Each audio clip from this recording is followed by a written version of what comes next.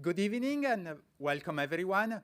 My name is Michele Trenti. I'm a professor in the School of Physics at the University of Melbourne and the director of the Melbourne Space Laboratory. We begin today's proceeding by acknowledging the traditional owners of the land on which this event is taking place, which may be multiple lands given the location of all of you. I am currently speaking from Wurundjeri land, and I pay my respects to their elders, past, present, and emerging.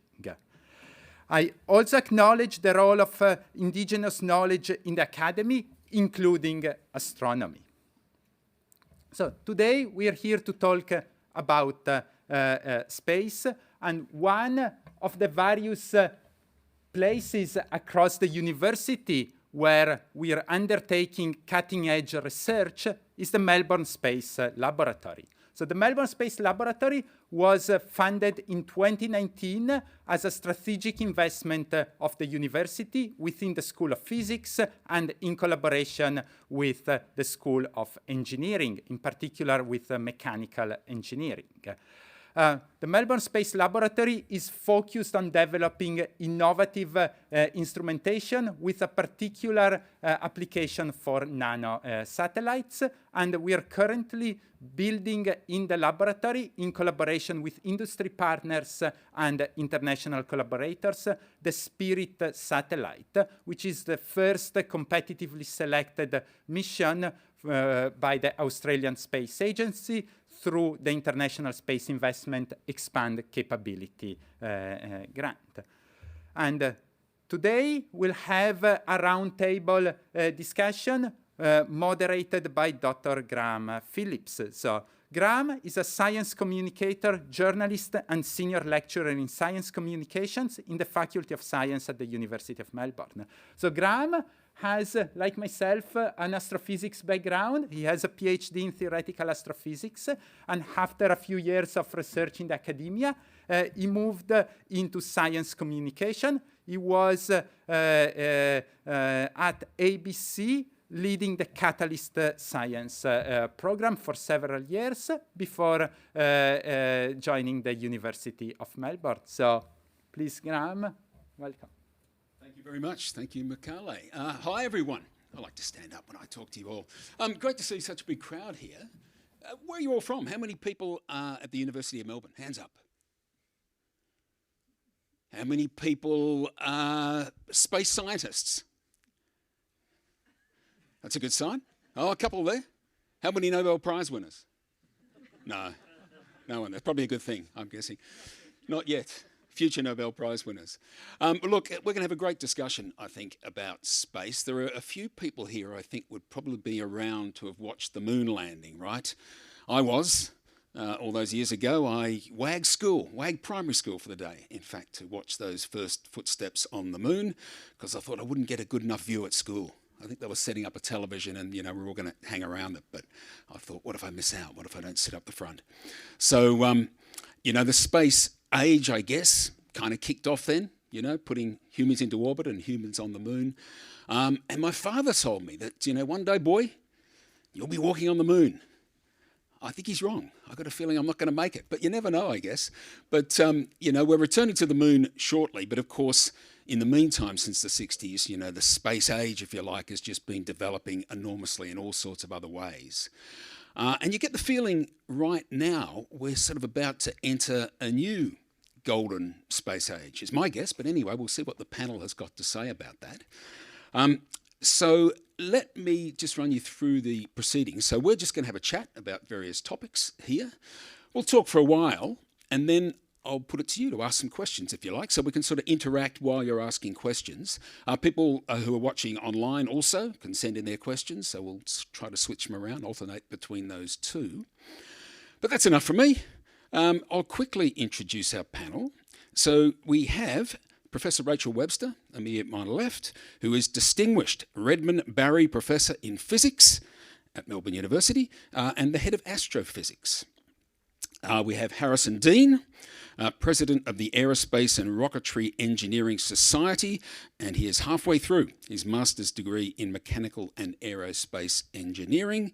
And we have Dr. Ely Airlie Chapman, a mechanical engineer by training, now a chief investigator on the SpIRIT satellite program. And you've already met Mikale, who is the genius here, really, the expert on all things, I suspect. So we'll find out. He's nodding his head, but that's not what the other panel members tell me. Okay, well, look, let's get things moving. So maybe I'll put this question to all of you first in turn. Just tell us a little bit more about your background, how you got to where you are, and why you're so excited about the space future. You go first, Rachel. Oh, well, thank you very much, Graham. So obviously I'm an astrophysicist, and I'm not going to go through my background because I'm probably the oldest member here on the panel and it would take too long. Don't know about that. Yeah. But I am excited about space, and as an astrophysicist we get an opportunity by going into space to do things we couldn't possibly do on Earth. So the atmosphere of the Earth blocks out much of the radiation that comes from space. We can see in the radio and the optical, but there's so much to be learnt from going into the infrared, into the X-ray, even into the ultraviolet. And these photons, these particles of light, are emitted from processes that are incredibly exciting and tell us much more about what's going on out in space.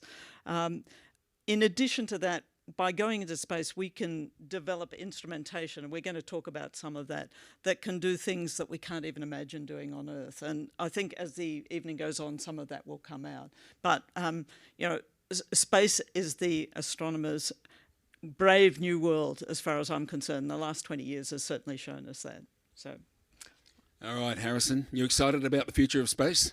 Definitely. I feel that everyone, no matter their background, can have a space-relevant job. Like, personally, I came from undergraduate commerce, and I felt that the skills were complementary to engineering, but I feel like pretty much no matter what your job is, you can also maybe have a space career if you so want it. And yeah, to that extent, I've spent a bit of time as leading Aries, so we've got a whole team kind of in the front row there, if they want to give a little wave. Very good. We went over to the Spaceport America Cup, so we've just had our rocketry competition, 50-odd undergrad and master's students contributing to this like precision engineering of getting a rocket to 10,000 feet and getting points for doing so and representing the university. And I think it's just a great engineering experience for students early in their career development. So I hope to give a bit of a student voice. And Excellent. Move it on to Hood. Hi, I'm coming to space as an engineer. So I think everyone goes through, what's it, a space or a dinosaur phase when they're younger. So I had up on my wall a picture of the first untethered space flight. You've probably maybe seen it. It's a man floating in space in a spacesuit. You can't see his face. The Earth's in the background. And what I loved about this image was it's a representation of what you can create as a collaboration, as an embodiment of engineering achievement for mankind. And I wanted to be part of that. And I've been very fortunate to be able to do engineering in the space area and be able to think about engineering on the cutting edge and what it does and what it can enable for a lot of our science endeavors, but how it also transitions to technologies on Earth. And I think SpIRIT, which is the satellite project I'm most passionate about at the moment, I think is a great embodiment of that. So looking forward to talking a bit more about that during the evening. Yeah, Mikale, excited about space? Absolutely, and my background is very similar to Rachel. So I'm an astronomer by trade. I've been using space telescopes, in particular the Hubble Space Telescope, for more than 15 years now, and very, very excited about the James Webb Space Telescope.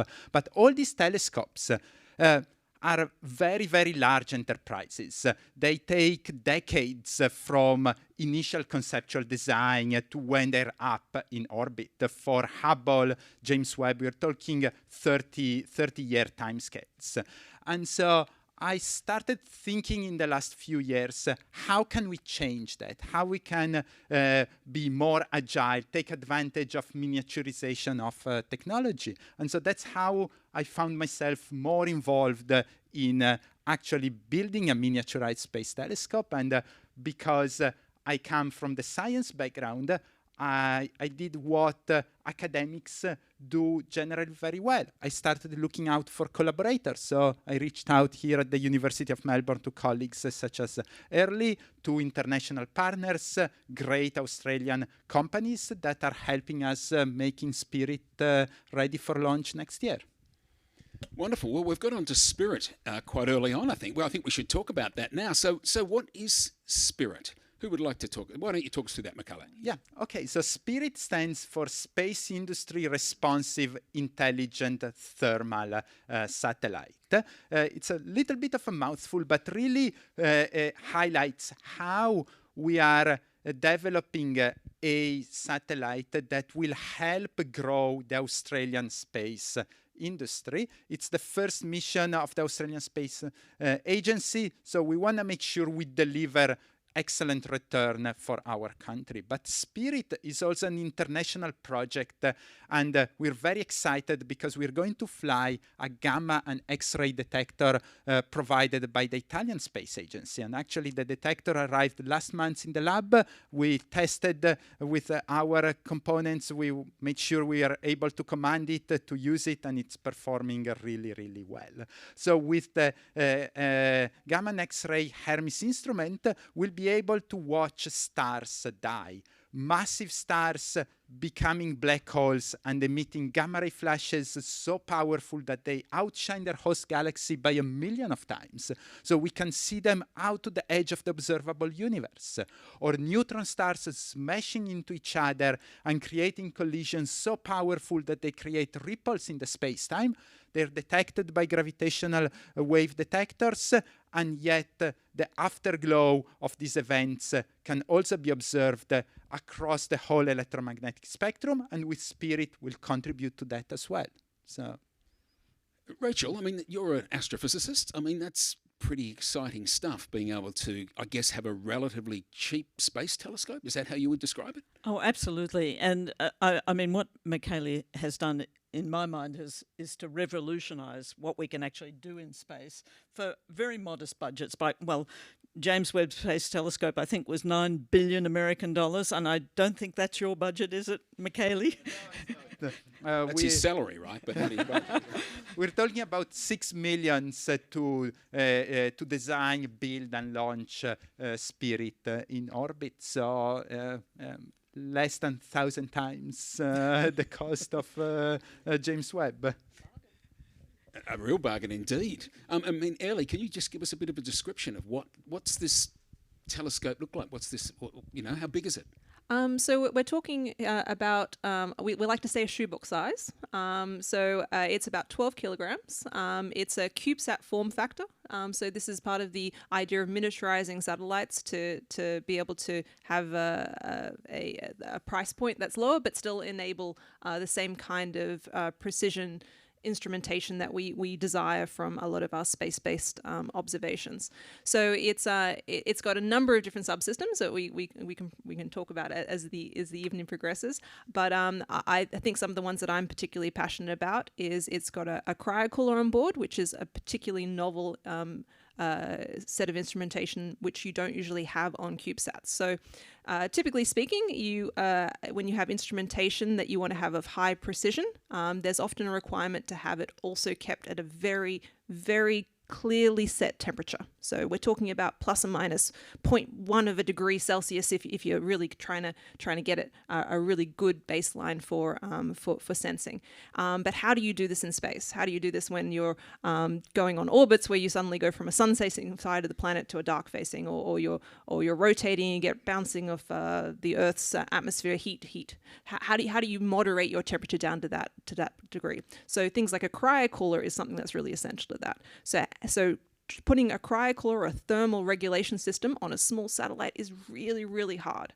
And it's one of the technology deliverables we're demonstrating on this mission. And it's going to be one of the first of its kind, and really exciting to see how it performs next year on launch. I mean, this is a pretty big deal for Australia, right? You're putting up a space telescope, basically. And launch is next year. Yeah, absolutely. There's a lot of support behind it. It's the first Australian Space Agency supported satellite. I think Michele mentioned it's the first Australian space satellite to support an international space agency's payload. So that's the Italian Space Agency's payload that we're carrying. So it really is a world first under many, many fronts. And I think there isn't too many Australians that wouldn't be proud to be in an age where we're really pushing forward space representation in this country. That Australian Space Agency, I think, sort of only opened the offices, last year or maybe the year before or something, very soon. Harrison, you're a young space enthusiast. I mean, how exciting for you was that opening of the Australian Space Agency? I think it's personally probably the most exciting development for me in like the last few years, in the sense that we now have a structure that can be pointed at and say that we have a space agency, we're able to collaborate internationally. I think that's a real like sound basis, and yeah, I find that just like quite fascinating. I think there's potential for variety of different jobs for people in engineering, in science, in law, and I think that gives a good starting basis.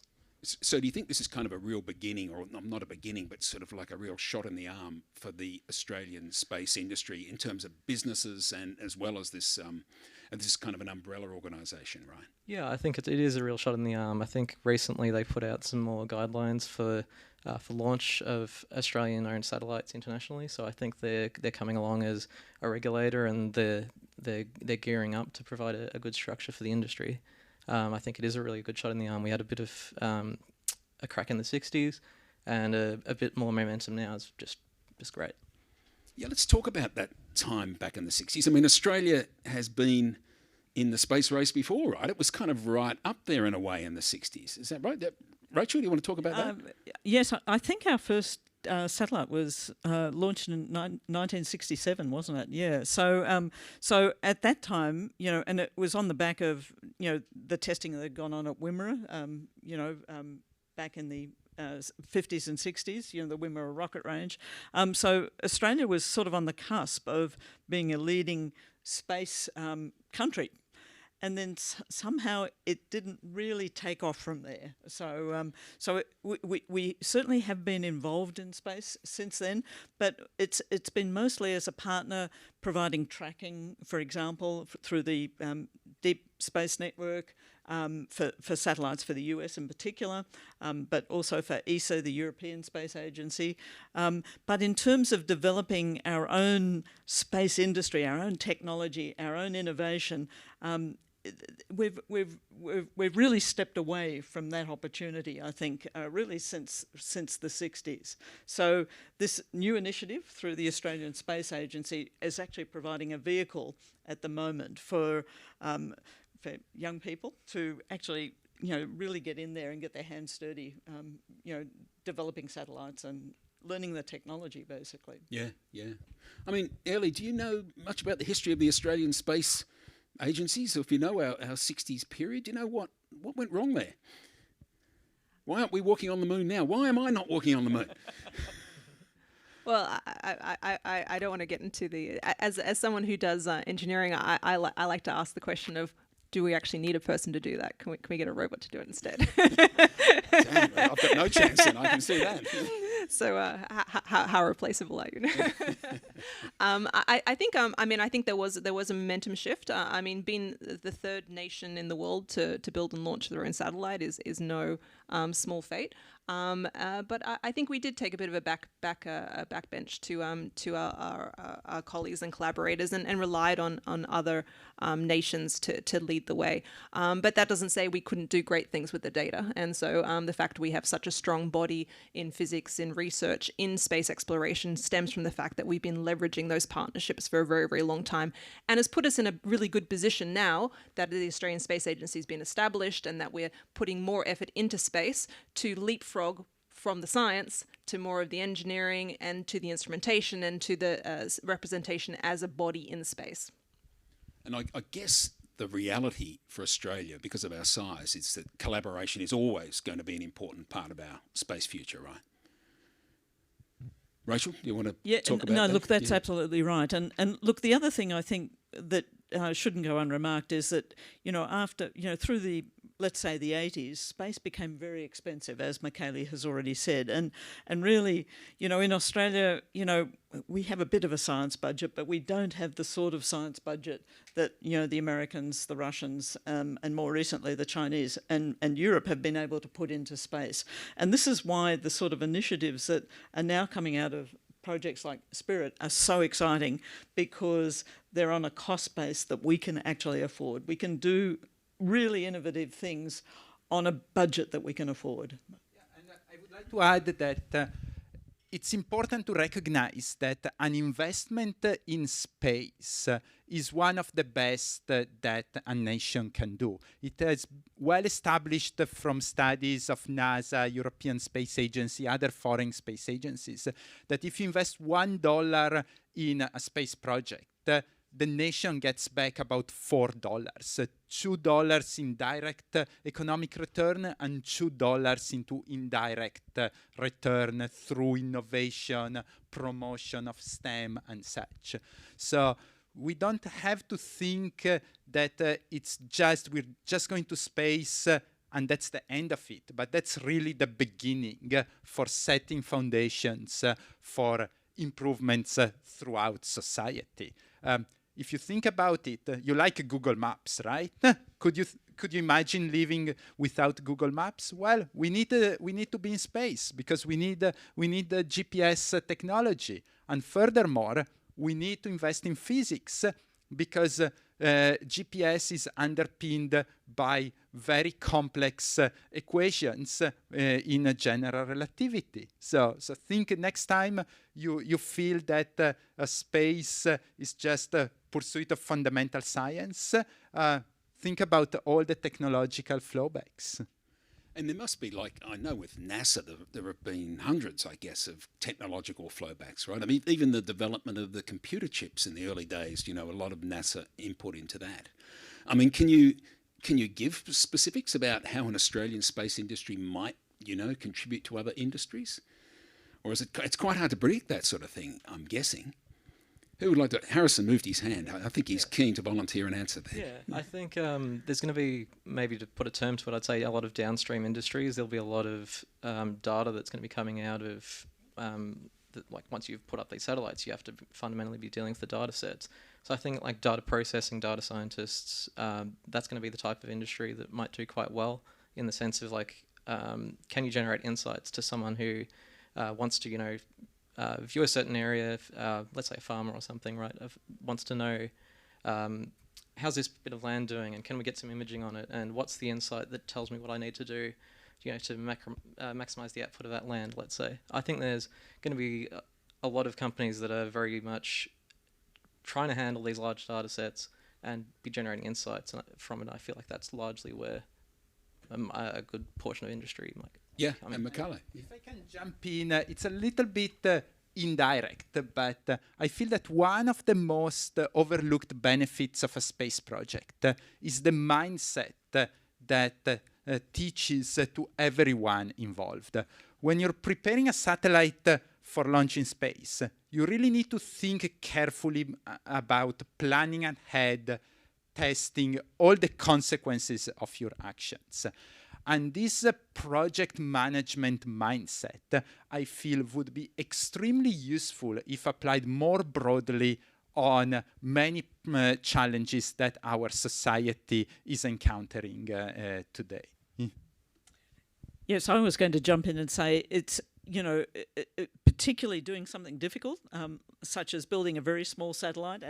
Ailey's already talked about the cryogenics, but if you have a difficult problem and you've got to solve it, that's where the ingenuity and the innovation comes in. And I think going into space, we want things that are very light, we want things that are miniaturized. There are infinite number of challenges in terms of what we want to do, and these are exactly the problems that will be solved and then can be applied elsewhere.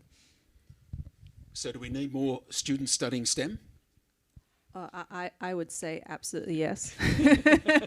So STEM as in, science, technology, engineering, mathematics, And I think medical joins STEM double M sometimes these days. There's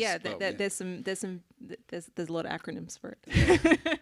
I think absolutely we need more people in the STEM area and more people specifically that are willing to do interdisciplinary work. So I think one thing you really notice about space applications is it touches upon so many different areas. The fact you have people in space, there's a human element. The fact you have communication elements, you've got electrical, mechanical elements, the thermal, all the instrumentation is relying on cutting edge physics.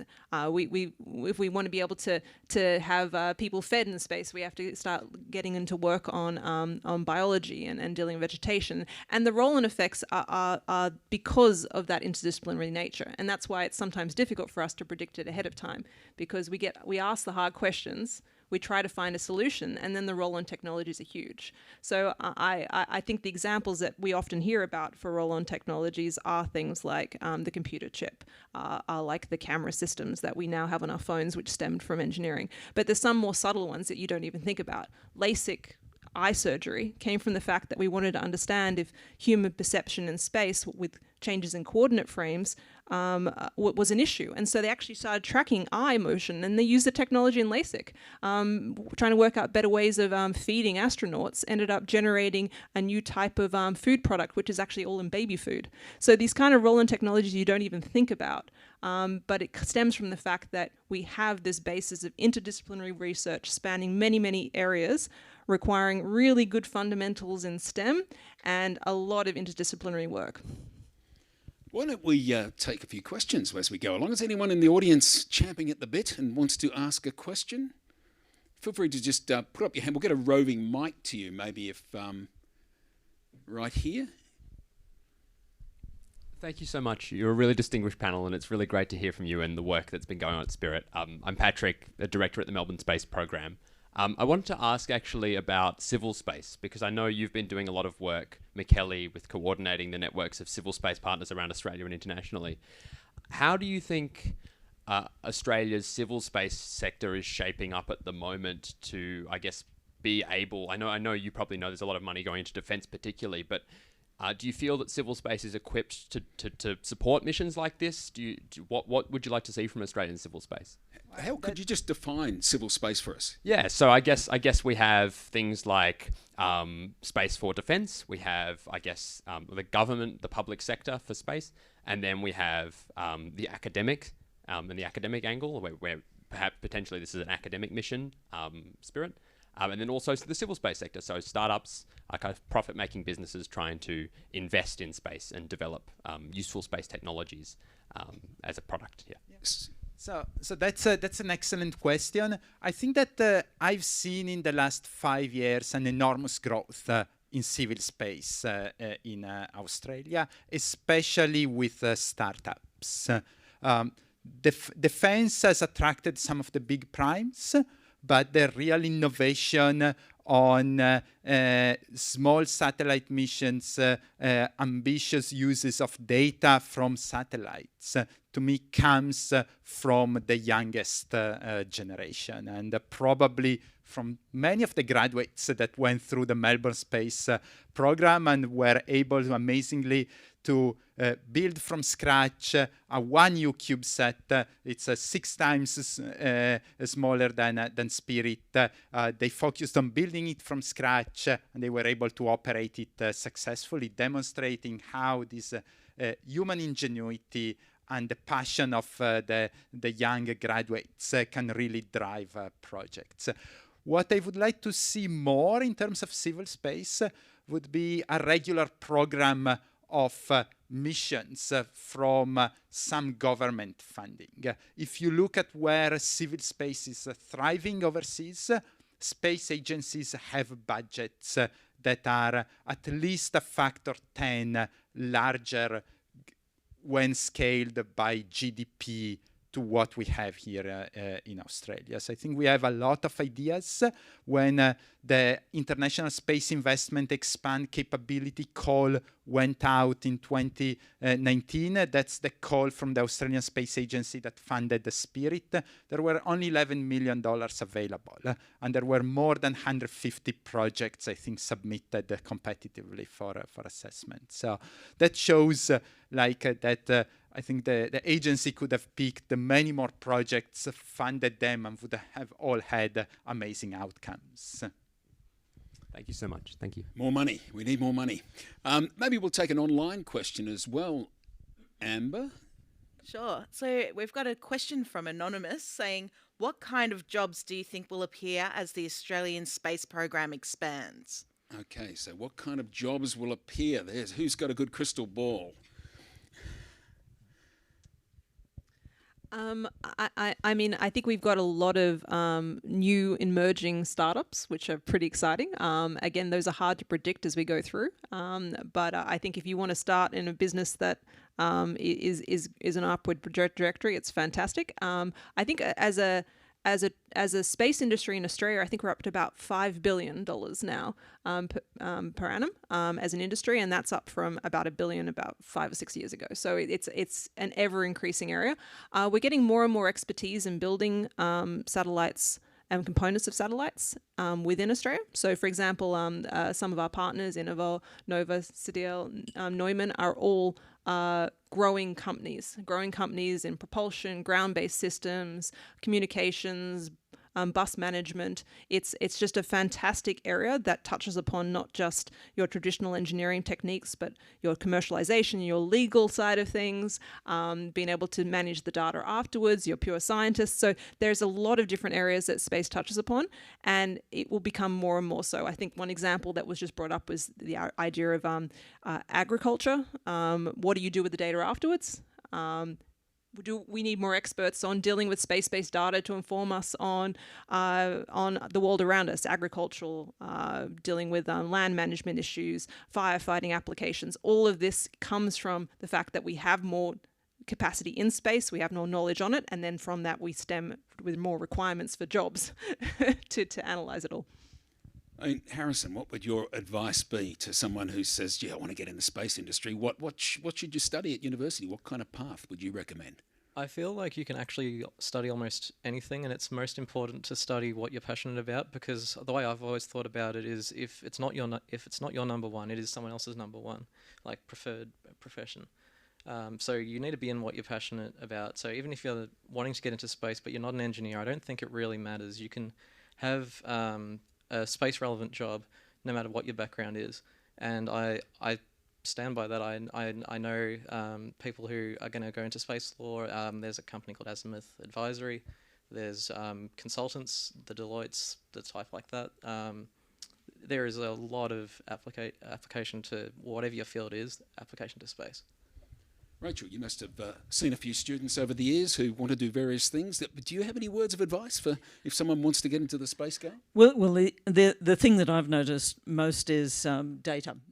So all of these applications require very smart data management, and the amount of data coming from some of the satellite applications is huge.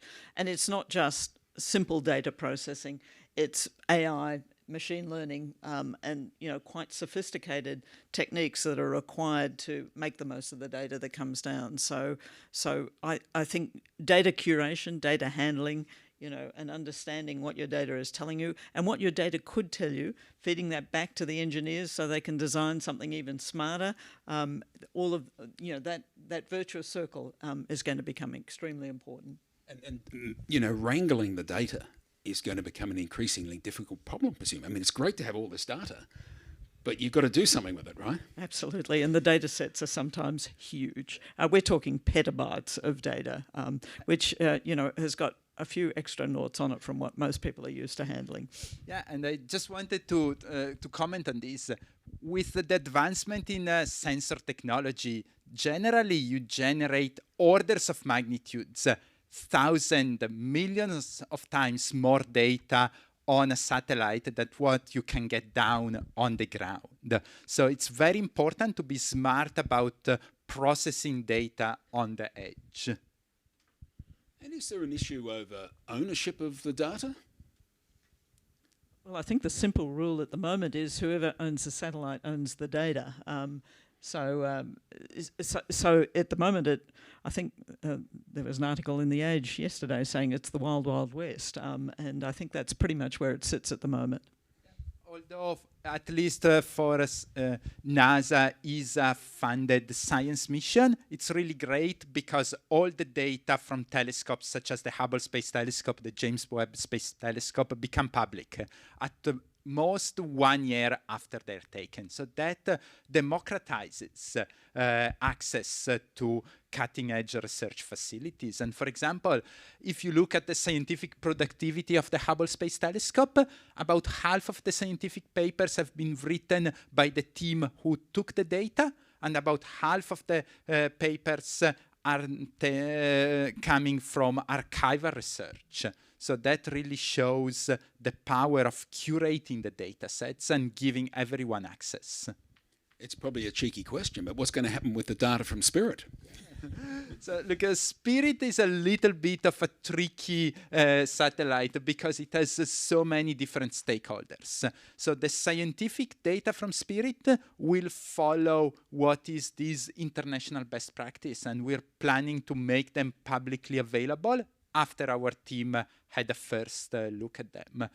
Data from commercially sensitive elements of the spacecraft, well, they will probably remain confidential, although we'll try to make available as much data as possible. Very good. Do we have another question in the audience? Yeah, I see. Well, I'll come to you second. So hand up over there. Just wait for the mic.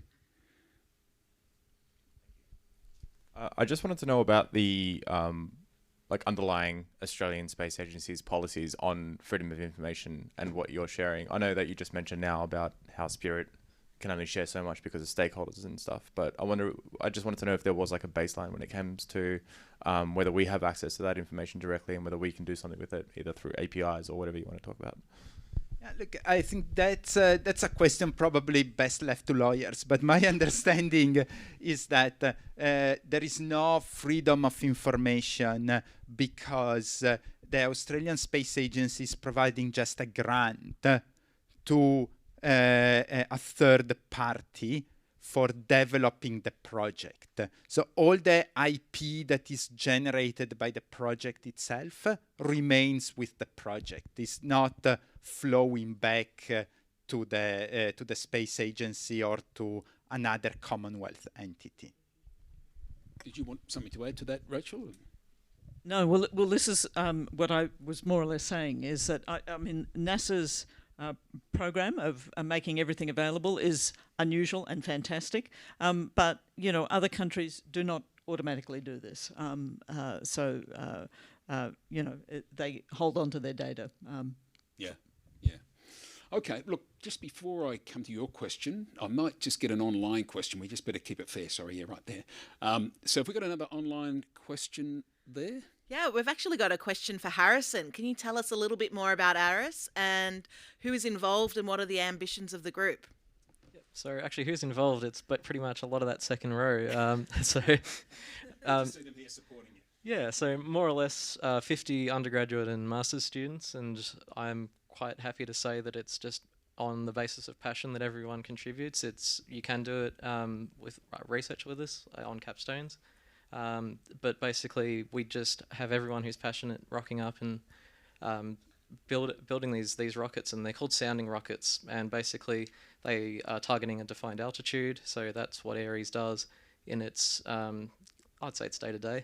We're building that and representing the university at engineering competitions. And as well as that, there's some other entities that I feel it's fair to talk about, like Melbourne Space Program, who also have a similar model of taking undergraduates and master's students on projects.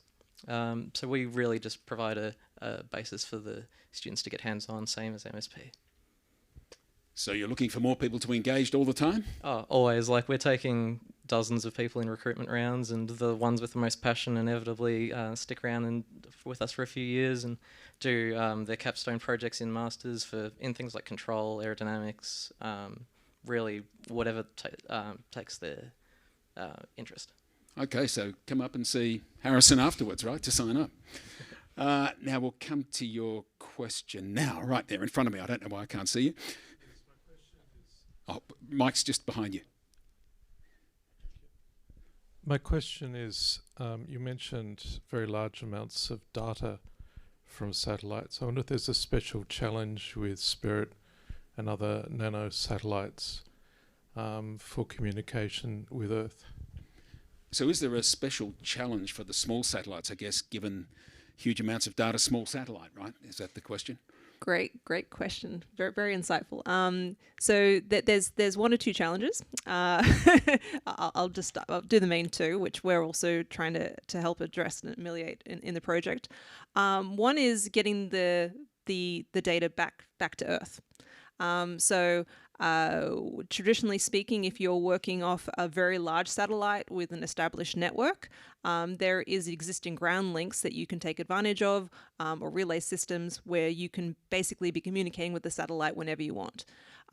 Small satellites don't have anywhere near that kind of uplink downlink time. We're talking tens of minutes, 15 minutes a day if you're lucky, and they're not designed to when the information is actually important. So you have to really just wait until the satellite is overhead before you can take advantage of that communication link, and that's a downlink and an uplink. So you've got to be conscious of the fact that you want to get information that's valuable down, but also giving commands to adjust mission parameters for the uplink time. So one of the areas that is cutting edge, and it's going to emerge more and more of an issue and become more of an engineering challenge as time goes by, is how do you get that information relayed through as you actually gather it. So one of the demonstrators we're showing for after our launch is ways of relaying that information through existing networks. So there is existing communication networks that are around the planet, but they usually aren't designed to work off satellite comms. They're usually designed like the Iridium system of land-based comms. So if you're on the ground and you've got a SATCOM, you can communicate through them. That's a very different type of physics, very different type of comms link than what you would have for a satellite to satellite, where they're both moving at very high speeds relative to each other and short time intervals where they may be in connectivity. So that's one element, trying to say, can I communicate when you're not overhead? And the other element is being smarter about what you communicate. And so this is the idea of this edge computing application, deciding what is valuable to send and when. So this would require more autonomy, more AI on board the satellite itself to be able to compute the value of the information, be able to disseminate the parts of the image that are more relevant, being able to downsample, make decisions about that information on board, whether to be used on board for health checks to redirect what you should be doing, or be more conscious of something that's small that you can then downlink. So those are two areas that are really critical and one of the key thrusts for our demonstrators for next year. Great question. Okay, let's. Oh, did you want to add something to that, Michaela? No. Let's talk just briefly about space law. And I read that piece in the Age yesterday, and that's when I discovered someone says they own the moon. Apparently, they applied to their local council, and the councillors, and you can go and buy a plot of land. In fact, it's not just the moon; it's the entire solar system. I checked it out. I thought maybe I could pick up a bargain on Venus. It's not a very livable place, but the Venus prices were the same as the Mars prices, so I thought it was a scam. I didn't pay my money. But, is law in space going to become an issue? My guess is it probably is, right? Who would like to take that one first? I think I will, and I think the thing that jumps out at me the most is that there's not even a definition on where space begins legally.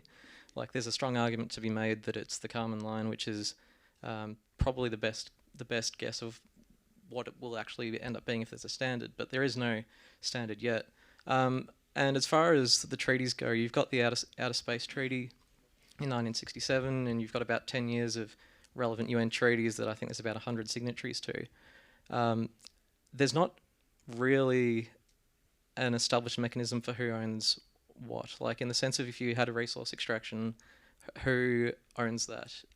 You've got the sense of countries doing it unilaterally, like, for example, I think it's like Luxembourg in the US, they both say if you get there and you control it, that's ownership. But there's really no structure for that yet, and that is probably problematic right now, and that's going to have to be hashed out. Otherwise, we're going to have some rather complex issues. I mean, Rachel, we've got people going back to the moon in the next few years. It's Yeah, about time, isn't it really? absolutely, although robots rather than me, which I'm pretty disappointed about. But I mean, it could become an issue quite quickly, couldn't it? Even on the moon. Well, I mean, the timescales they're talking about going back to the moon, I think it's 25, and so that's relatively soon. And there are now at least 3 countries with the capability of doing that, and I think places like India are not far behind. So yes, it is problematic. I mean, it's not just problematic on the moon, though. It's problematic around space junk. It's problematic around almost everything you can think of. There are issues, as you know, about, I mean, there are satellites that observe us all the time, and what the role of those satellites is, how safe are they? You know, can you go up there and zap a satellite you don't like? You know, there are all sorts of things that are completely unregulated, and the treaties that exist are best intentions treaties that not everybody has signed up to, and that's the current state of affairs. And I think that even the treaties, they look at the old model of doing space when there were only a few players and only a few satellites up there. Now we have thousands of active satellites and tens of thousands of dead satellites or pieces of satellites. So space is getting crowded. It's unregulated. It's a little bit of a Wild West at the moment. I imagine that's going to be quite a difficult problem to solve, isn't it? Just looking at how we've been trying to get all the world together on climate change, for example. Getting people together to agree on space law could be a challenge, right? Well, it's going to be an enormous challenge. It is essentially unresolvable, I would guess, at this stage. And that's also particularly because there's a lot of very valuable resources in space, and we are getting very close to being able to mine those resources and you know, use them for whatever. But you know, there are no countries that have that capability that are likely to sign up to you know, being regulated by somebody else. I think countries will be thinking, if they can get up there, get hold of the nickel, get hold of, you know, the other rare elements, they're going to do it, and they're not going to have somebody else saying, "Hey, wait a minute." So it's going to be very interesting. Maybe I should buy up that land on Venus now while I can. I would go for somewhere other than Venus. Yeah, actually. right. I thought it'd be a bargain. That's all. But do we have any questions in the audience?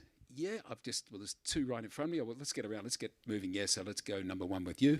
Hi, perfect. Thank you so much, because I was just about to ask a question about space law. And as you said, we last had the main space treaty, I think, in 1967, and there has been multiple proposals to, I think, the United Nations Committee for the Peaceful Use of Outer Space. But most of the papers that I've read about this have been in the 90s, and I haven't really seen that many proposals or that many changes in the 21st century. Why do you think that's the reason, and what do you think would be a nice way to combat all this issue of the regulation before it even gets even messier out in space, especially with space junk?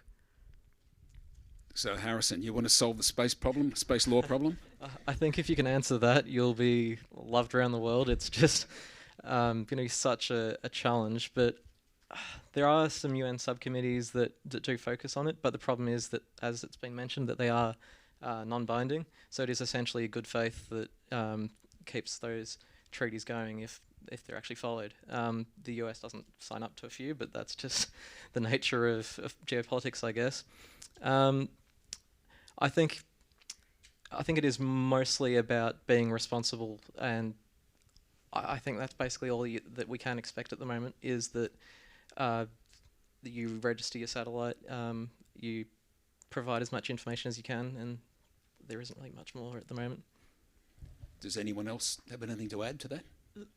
I don't think anything's going to change until a bit of self-interest comes into it, is really the short answer, I think. So the issue of dead satellites and space junk is actually becoming quite a serious one, and that will affect everybody. You know, if your satellite cannot be safe when it goes up because there are other bits and pieces flying around that could, you know, destroy it or disable it in short order, people will then become interested in actually ensuring that their dead satellite actually, you know, deorbit in a responsible way.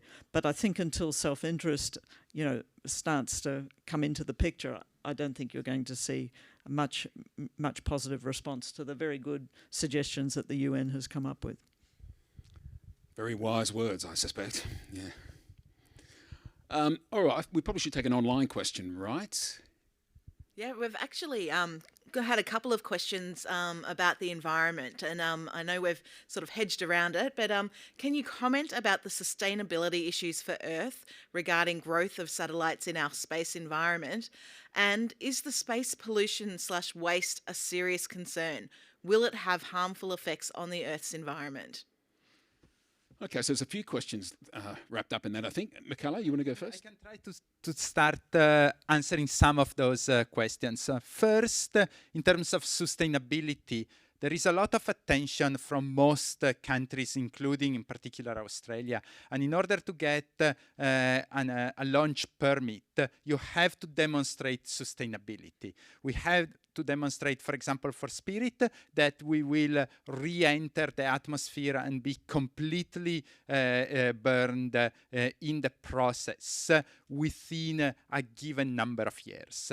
The requirement is less than 25 years. We're going to be good citizens and do it in 7 to 8 years. So sustainability going forward for new projects is definitely something that most nations are currently implementing.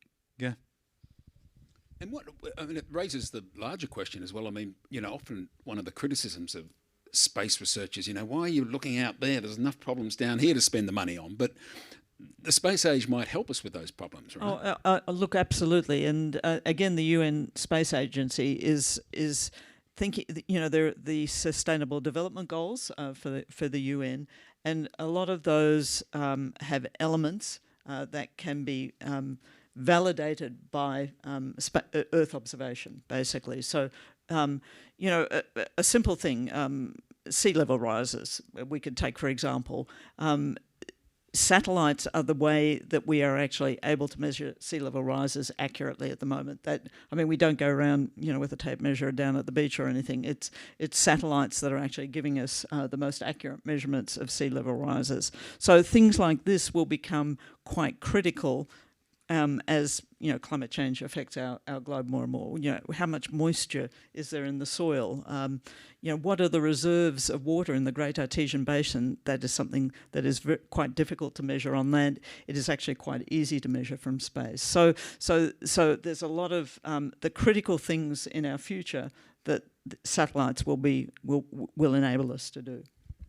Yeah, and I guess that's another example of how broad the jobs could be in a space industry, a society with a space industry, right? And not to mention, I'm guessing, I remember my daughters, talking about jobs, and I'm saying, well, there'll be a whole lot of jobs that don't exist at the moment that, you'll be able to go for. And of course, one of them pointed it out to me the other day, that social media, was a lot of their friends are working in social media. It's not a job I suggested to her at school because it wasn't around. So I'm assuming in the space business, it'll be the same, right? Anyone like to predict the jobs that we can't predict yet? Planetary Resources has got some space mining going. I want to be a space miner. So I think there's a lot of scope, and I think I like to be a bit optimistic about futures. I don't think it's a reason not to go somewhere because things can go wrong. We have a great capacity as a society to solve big problems, and most of it is focusing our energies in the right direction. So being aware that there is a problem, for example, with things like space debris, but then saying, are there solutions that we can do this? So there's been some really great innovative techniques on putting up space tethers to be able to collect debris and then to help deorbit it from a socially conscious perspective. The US is a major player in space, but also commits a huge amount of resource into tracking all the space junk. So anything basically above 10 centimeters in low Earth orbit, the Air Force is actually tracking and makes that publicly available when predicting things like orbits and making people aware that this is an issue. And I think awareness is a lot of it. So looking to Earth from space, looking at space from space, makes us aware of what is the data issues that we have. So if you are aware that there is high amounts of debris, you can help solve it. If you're aware that there are reductions in agricultural harvesting across Australia because you are gathering the data, you can help solve these problems. And I think investing money in exploration, investing money in better data gathering in unexpected ways, for example, from space, I think is really key to the first step in trying to find good solutions to problems. Do we have another question? Right here. Well, just wait, we'll bring the mic down. There's a lot of questions out there. Sorry, I'm not all getting to you as quickly as I'd like. The question I have is regarding the internships, clubs, or job opportunities as a second-year undergraduate student. So I'm wondering, are there like any of those in like right now in Melbourne, or like specifically in the University of Melbourne, for me to get into as a like engineering, for me to pursue it as an engineering degree? So you're saying this is for study or for work? You'd like to get some sort of... Both of them, both. Both of them. So whether there's job opportunities while you're studying to get in this industry, what would you recommend? Rachel? Harrison. Yeah. I think it's really about just getting hands-on. I think ARES, I think MSP are a great basis for second-year undergraduate. You'd be dead in the centre of both of those organisations, like target area, in the sense that we want to upskill people. We want people working on like complex systems. We want people having to work in a team, systems engineering, passing design reviews and all that. The stuff that is actually going to happen in industry when you get there. That's what I would say, is keep an eye out for those. But also just don't underestimate that a Melbourne degree is going to do really well to just help you in your internship applications. But experience like that is probably what takes you to the next level and makes you a really valuable intern. So I'd say just get involved with your uni societies and with your uni organisations.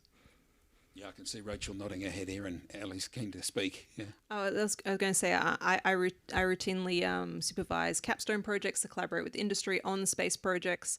They're usually very well subscribed to, and there's so much enthusiasm from the industry members to be able to engage with University of Melbourne students before they graduate, because it's such a competitive field. To try to get all of you great graduates, so they want to have the opportunity to be able to mix with you before you graduate as well. There's lots of internship opportunities within space. I think within the SpIRIT project, we helped fill a number of internship positions that were across Australia, a lot of them in South Australia, with a lot of our industry partners to work over summer on projects, and we had an open call for those, which we had some successful University of Melbourne students at as well.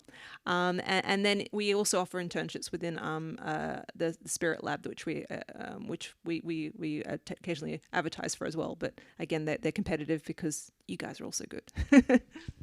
I just wanted to mention that I think we had probably approaching 20 interns participating in the SpIRIT program so far, between those at the Melbourne Space Lab and those at industry partners. At the moment, we have an undergraduate helping us to build some flight hardware, the harnesses that will connect various elements of the satellite. So that's one example of ways to get involved. Also, in your own degree, if you're a science major, there is a third-year subject called Science Research Experience that can give you the opportunity to go in a lab and have a research experience. So there are plenty of opportunities. So get involved, I guess, is the bottom line. Yeah, the opportunities are there. We'll take one more online question, if we have one there. We've got a question here. What is the potential for Australia to be a significant location for rocket launches? And more broadly, can we use our location as a competitive advantage in the global space race? Okay, so who would like to answer that one? Ellie. Well, our geography is one of the best things we have going for us. We can actually do sun-synchronous launches, polar, equatorial, all within Australia. We cover a huge latitude and longitude, and we also have the space. So we have the space to do collections. So, for example, for retrieval, space retrieval, and then depositing in areas where we've got low density populations, Australia has been long known as a great location to collect samples. We actually, as a nation, are in a really good position as well, in that we are a part of Five Eyes, for example. So we're a trusted entity when it comes to working with other nations on space, and we're a very stable economy, and we actually have pretty good regulations for things like launches. So we're not as regulated when it comes to the number and degrees of different agencies you have to be involved in for a launch. So there's a lot of attributes that put us in a great position, as well as fantastic universities. So really, really good, solid engineers, scientists to help support the industries as well. So it's interesting why we haven't been used more in the past, really, as a launch site. Why do you think that is? People didn't get it. Yeah. Well, I think the short answer is that there's probably only been a handful of countries that have really been launching extensively. So Europe, the US, China, Russia, and lately India, and they all have their own launch sites largely. But I think the love is spreading, so I think we will become much more attractive. But I think it's as simple as that, really. I think in particular the competitive advantage is also on communication for deep space. We host facilities operated on behalf of NASA and ESA for communicating with their most precious assets out in deep space. And Australia is in a unique geographical location. It also has very radio quiet regions that give us another competitive advantage, either for doing astrophysics at radio wavelengths or for communicating and picking up the faint signals from distant spacecrafts. And it seems to me we sort of have an underutilised opportunities in that area. Does the Australian Space Agency sort of, look at trying to sell Australia? Is that part of their mission, do you know? Well, you should ask someone from the agency, right? Yeah. I think I'd go as far as to say is we probably have as large a geographical advantage as we could have expected. Like we, recently the launches up in the Equatorial launch facility in the Northern Territory, the NASA sounding rockets that came there, they came there because the sounding rocket research that had been done in the Northern Hemisphere is a lot more comprehensive than in the Southern Hemisphere. So Australia is really an attractive choice in the Southern Hemisphere for that type of research. So I think that's something they're going to see as the mining communities maybe move out. Maybe that will be their own, I'd say, replenishment as a community.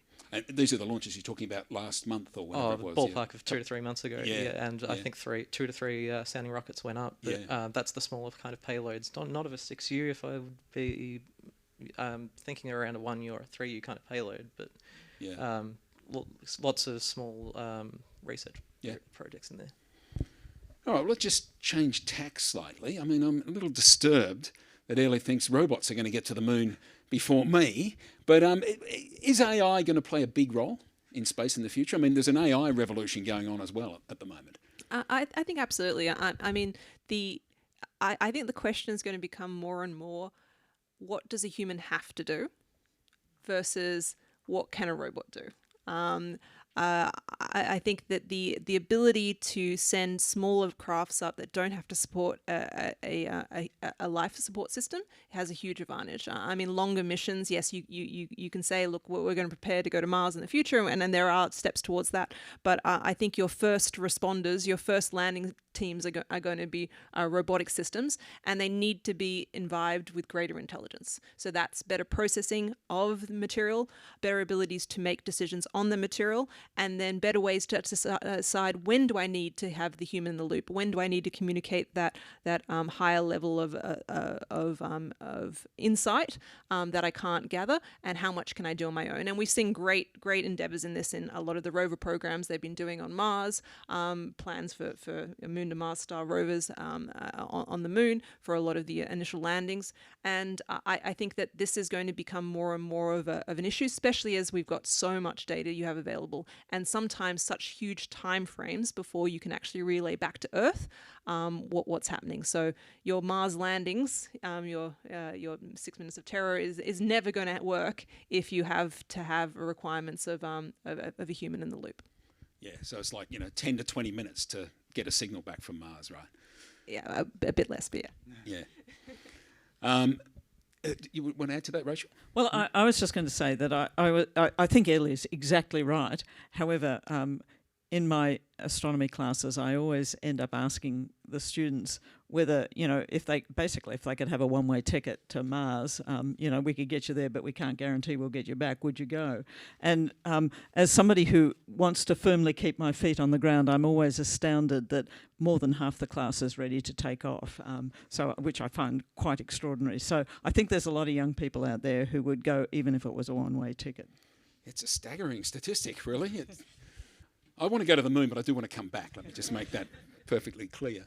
Did you want to add something to that, to the AI future, just in, Michele, in general in space? I mean, presumably, given so much is happening in artificial intelligence and robotics at the moment, it must play a role in space. Look, yeah, absolutely. And we're trying to do some aspects of AI in space with the SpIRIT. So we'll be flying an NVIDIA Jetson Nano on SpIRIT to do autonomous image processing. As a minimum, we want SpIRIT to be smart about how it compresses the images and sends them down to Earth.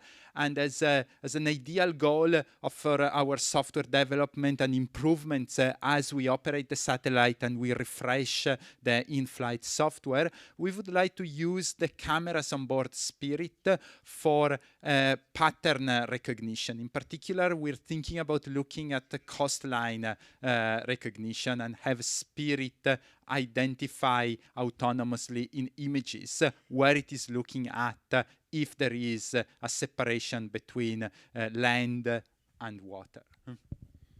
Okay, well, we could take more questions. I should look behind me. Any questions from there? Who would like to? Yeah. We'll get the mic to you.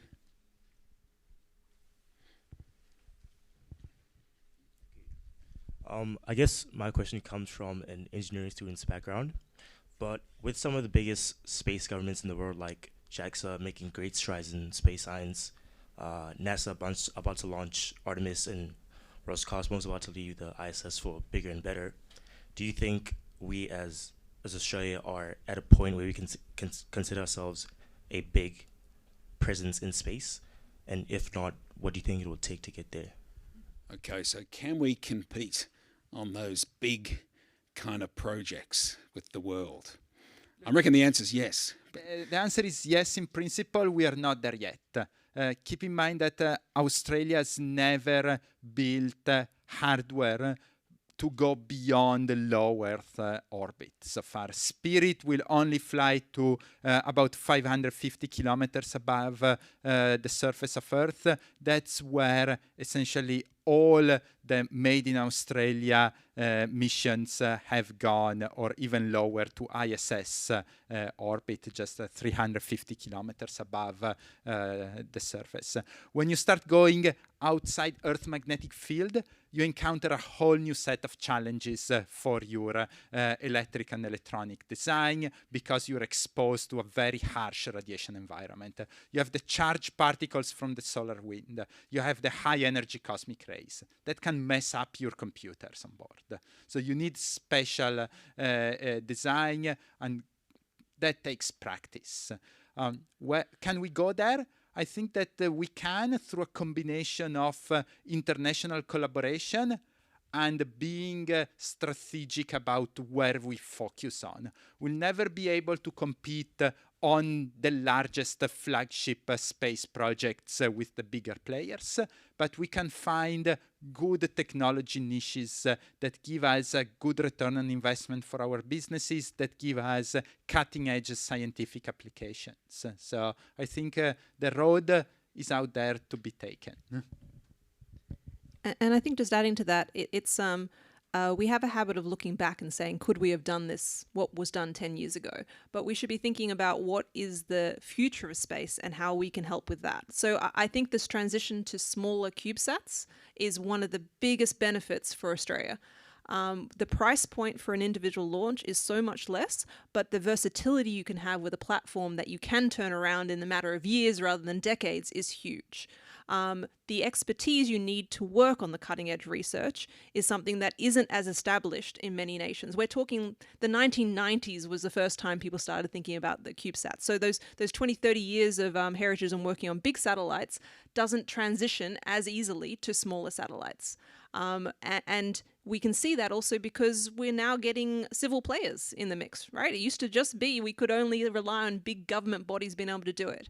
And if we can rely on a SpaceX being able to launch a Starlink network made up of hundreds of satellites, thousands in the future, we should be able to rely on a nation like Australia to be able to do something as similarly competitive and has global impact in the same way. I mean, we've touched on the CubeSat things before, these little satellites. Is it, I mean, we've heard, the tiny house revolution. Is it going to be the tiny satellite revolution, do you think? Are they a really big game changer? I mean, I think it serves a niche that we don't have currently. Again, that versatility, that turnaround, and it's a transition to 30, 40 years ago, it used to be you needed a whole room to hold a computer, and now you can hold one in the palm of your hand, right? So there is this transition of there is a purpose to have big computers, big satellites. There's a purpose to have small computers, small satellites. And the convenience and the versatility is huge. Being able to cover the whole planet, you're not going to get that kind of coverage unless you have many smaller satellites. Just there's a limit on physics, on orbits, that says that you can't get the same kind of orbital coverage unless you're dealing with something small. And I think that serves a really nice position to be in for scalability, for robustness, for redundancy. You got a lot of space debris. Sending out 10 satellites and maybe losing one or two is a better equation than sending up one really big one and getting one unfortunate hit and losing your whole investment. Very good. Do we have a online question going? Yeah, we do. So we've got a question here saying, how can the private sector impact the progress of space research? And is it necessary that more and more private players join the space race to revolutionise the space race? Okay, so good question. Do we need business involved here, basically? Ellie?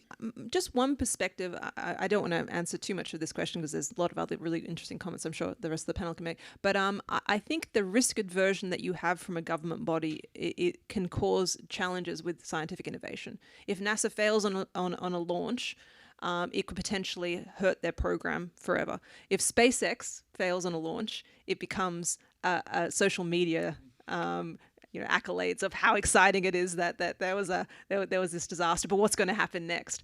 So that kind of idea of being able to fail is a huge thing that the private industry has that you don't get in the public industry, which can really push innovation, really push risks, and I think that's something that's really open to the new generation of engineers and scientists coming through too, because that risk-taking environment isn't as well adopted in space as it is in other industries. Harrison, do you have thoughts on that? Do we need a big private sector contribution? I think the answer is that yes, we do, but I also think that the counterpoint to that is that it needs to be a lot more structured. A lot of the issues that are kind of arising in space are around a lack of structure with the private sector, because the assumption really was for a lot of those treaties that no one other than governments is going to be going into space, at least for quite a while when they were written. I think, that the private sector is inevitably going to have to, will be stepping up into a larger role, especially for launches. I think you've got a few space agencies that are up and coming and will have a lot more launch capability. I think India is a good example of that.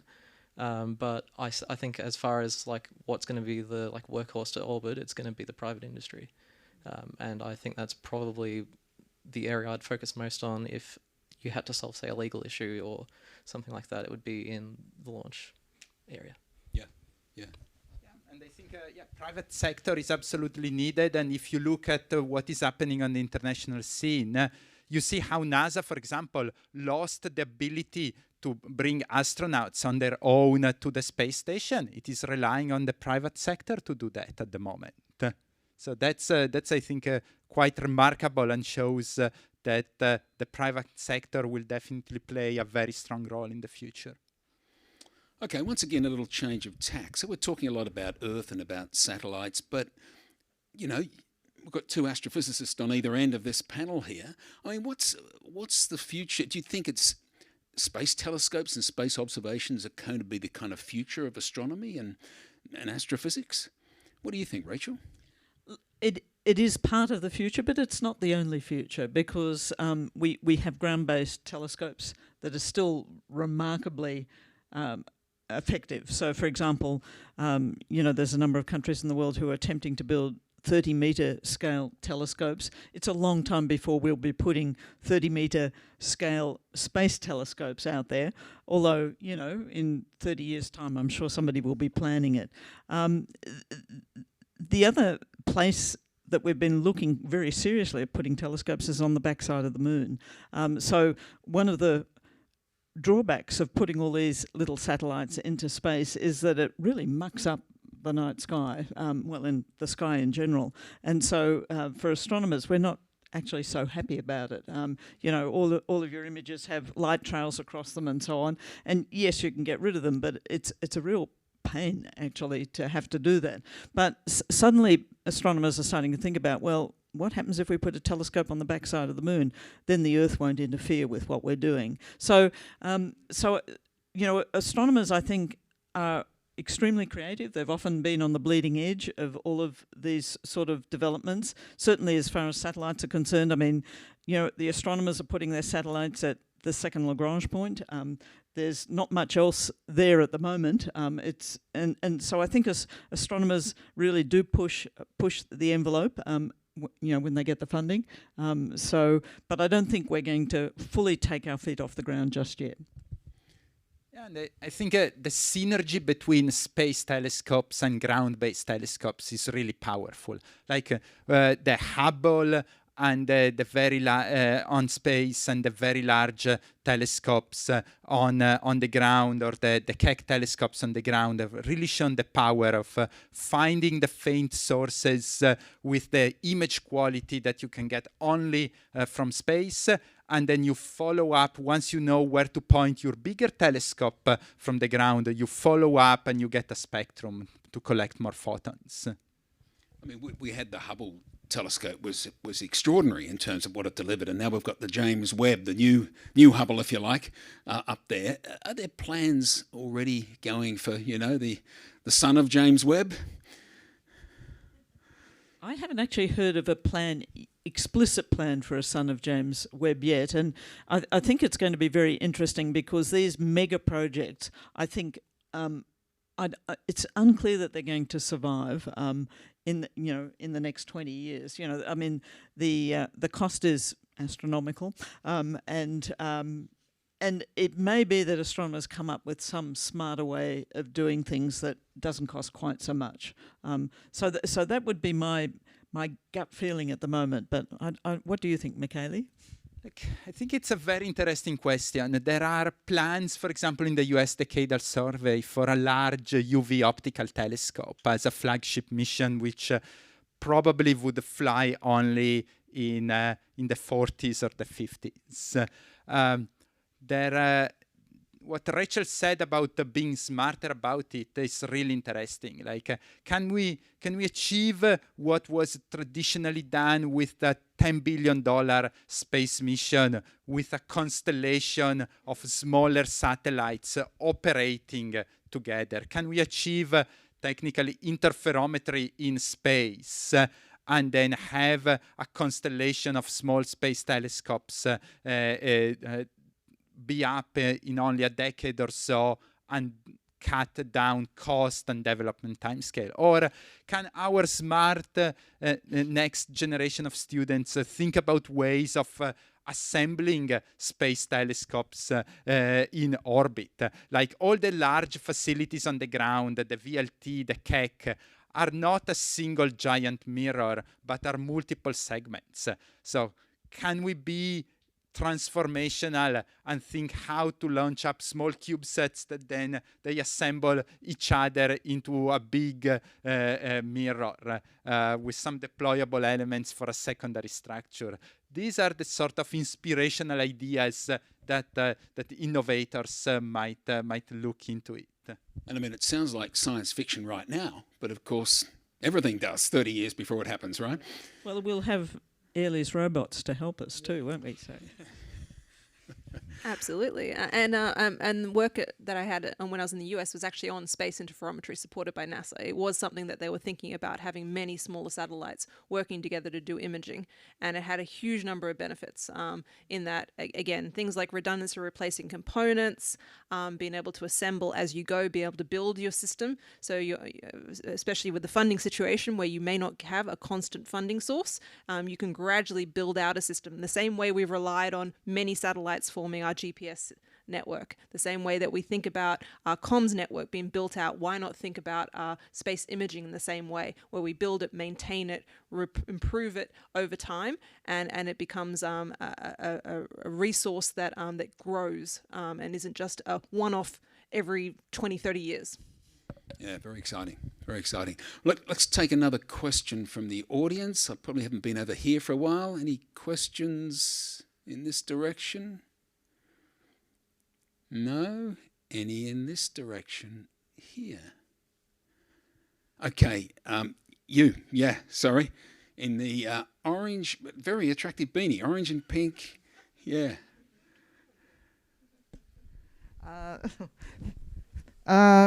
Thanks so much for the amazing talk. I've been in Melbourne for 28 years.